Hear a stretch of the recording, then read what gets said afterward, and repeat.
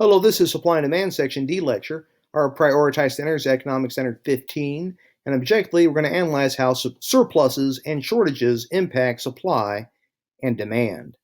While markets function the most efficiently when items are sold at the equilibrium price level, this does not happen immediately, and markets will experience either surpluses or shortages prior to arriving at a point of equilibrium. So equilibrium is a long-term thing, it is not a short-term thing. So a surplus is when the quantity that is supplied exceeds the quantity that is demanded at a particular price level. So like if you're charging at this price, here is our quantity that is supplied. So supplied, Q. This is our quantity that is demanded, because that's the demand curve. So this basically means that more of an item is actually being supplied than consumers interested in purchasing it. So therefore, our quantity supplied is greater than our quantity that is demanded. There is a little thing you can look for that lets you know that, hey, this is a surplus. Well, we have this little triangle area here that is formed by the price being at a level higher than equilibrium. So whenever you see this, that means you're dealing with a surplus. Prices that are too high cause a surplus, and surpluses can actually occur due to a decrease of demand or an increase of supply. Meaning maybe at one point this price was an equilibrium point, but possibly the demand, like let's say this used to be the demand, but oh look, it shifts to the left and now it's decreased. So that's not actually what it is anymore. Or possibly maybe this used to be the supply, and maybe at some point it shifted to the right, so therefore that's no longer the equilibrium price. Now, surpluses can be eliminated by lowering prices. Now, a shortage is when the quantity demanded exceeds the quantity supplied at a particular price level. So that essentially means less of the item is being supplied than consumers that are interested in actually purchasing this item.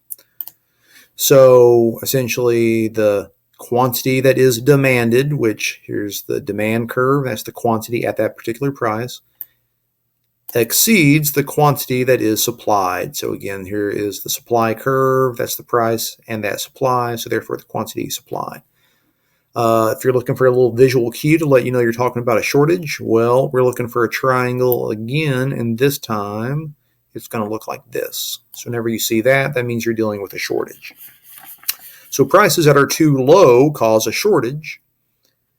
Shortages can occur due to an increase of demand or a decrease of supply, meaning at one point in time, this might have represented an equilibrium point, but things actually changed, that actually caused that to change. So possibly maybe at one point this used to be the demand curve, and then therefore it shifted to the right, and therefore now that's not the equilibrium point anymore. Or maybe this point maybe used to be the supply, but then it shifted to the left, and therefore that changed the equilibrium point also. Shortages can be eliminated by raising prices. Sometimes surpluses and shortages are the result of government actions that are known as price controls, which is when the government actually intervenes into a particular market and sets prices. Price floors. Now, these are government regulations that establish a minimum price for a particular good or service. Now, I have P and a line under it, meaning price floor. So you think price floor, you can't go any lower than a floor. Some of you might have been expecting this to be lower than this. That is not usually where you're actually going to see a price floor to be set. They are usually higher than equilibrium. So you might be thinking floor low. Visually, it's going to be above an equilibrium price, at least if they're doing it right. Price floors usually help producers more. Believe it or not, people that supply things are going to be more excited about higher prices and therefore want to supply more of it than consumers are going to be interested in paying more money for items. So this usually helps producers more. An effective price floor will be set higher than the equilibrium price, creating a surplus. Now, I did say the term effective price floor. Is it possible that Congress might pass a law to set a price that is lower than equilibrium price? Could that possibly be done? Yes, it could be done, but that would be a huge waste of everyone's time to actually do that because the marketplace is already doing something higher than that. So if it's effective, it means it's not just lip service. You're actually doing something beneficial. Therefore, it's going to be higher than equilibrium price. And by doing that, you're going to notice that, oh, look, a surplus. All right. One example of a price floor is minimum wage.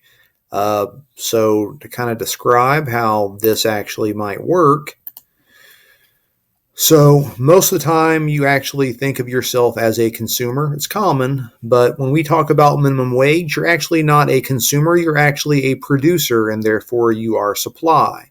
So if we're talking about the market for jobs, then let me see, your willingness to work at, let's say, $7.25 an hour. So people might say, okay, I'd be interested in working this much, let's say 100 people willing to work for $7.25 an hour, just for the sake of argument, to have a number. So if they passed an effective price floor, that will be higher than the equilibrium price. So I don't know, let's say $10.10 an hour. So the price of $10.10 an hour, generally speaking, a lot more people would probably say, yeah, sign me up, buddy. Sign me up for that. I am way more interested in working a job for $10.10 an hour than $7.25 an hour. But at the same point, you're also probably going to notice that the people that need workers, which in this instance are going to be the business owners, they are going to be a lot less interested in paying higher prices for all these workers. So essentially, you're probably going to actually have a surplus of people that want jobs at this higher price level, but won't be able to find work because the businesses aren't demanding quite that many workers at that price. Another example of a price floor are going to be farming subsidies. So essentially, I'm not going to show it, but farmers a lot of times are actually paid money to sell their products at a higher price. Whatever they don't sell at that higher price, the government will actually buy off of them. So farming subsidy, again, is another example of a price floor. Now, price ceilings, these are government regulations that establish a maximum price for a particular good or service. So maximum price, that would actually be at a price above you, price ceiling, lower than the equilibrium price. I know you think ceiling, you think high above you, but when you do a price ceiling, it actually, if it's effective, it's actually going to be below your equilibrium price. And therefore, being below equilibrium price, you're going to notice that more people want this than there is of that product to go around. So price ceilings usually help consumers more. Believe it or not, consumers are usually the ones going to be more excited about paying lower prices for items, not higher prices for items. An effective price ceiling will be set lower than the equilibrium price, and therefore it will create a shortage. So if you're looking for that little visual image, hey, there it is. That means we're talking about a shortage here. One example of a price ceiling is a gasoline price freeze. So on occasion, prices might skyrocket for gas, and the government might actually decide to step in to lower those prices. So one real life example is it was a crisp September morning in 2001, September 11th, and we were under attack. And for whatever reasons, people determined that I need to go get gasoline right now. The world might be ending, but I need to make sure we have a full tank of gas in our vehicle. So everyone ran out to the gas station and got gas. Based on that, the price of gas skyrocketed to a very high level. I'm going to put a lower level than I think it actually was, just so it's easier to swallow. But people were willing in some areas, not here, but some areas, to pay upwards of $5 a gallon for gasoline. So the president came on the news the next day and basically said he was instituting a gasoline price freeze.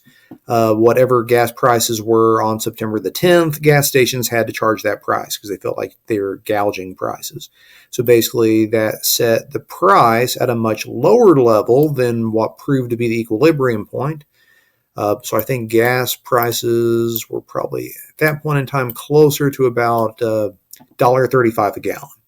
So basically, some people were willing to pay upwards of $5 a gallon, which basically meant that now that prices were lowered, you had a lot of people interested in purchasing gas, but there wasn't enough of that gas to go around at that price. So therefore, we actually had a shortage. Another example of a price ceiling are housing rent controls. I won't show this particular one, but there are some areas where it's very expensive to have affordable housing, so they'll actually set a certain number of apartments at a lower price level, and then therefore people will have cheaper housing in certain areas, which also for those particular houses, that housing sets up a shortage because there's not enough low price housing to go around in expensive areas like New York City, as for instance. When price controls are established, it is often done to keep markets functioning smoothly and to avoid instability caused by dramatic price swings. Yet most economists actually advise against the use of price controls due to its creation of shortages and surpluses, and also long-run allocation problems they can create in the economy. All right, this concludes Supply and Demand Section D lecture. Our prioritized standard again was Economic Standard 15, and objectively, you can now analyze how surpluses and shortages impact supply and demand.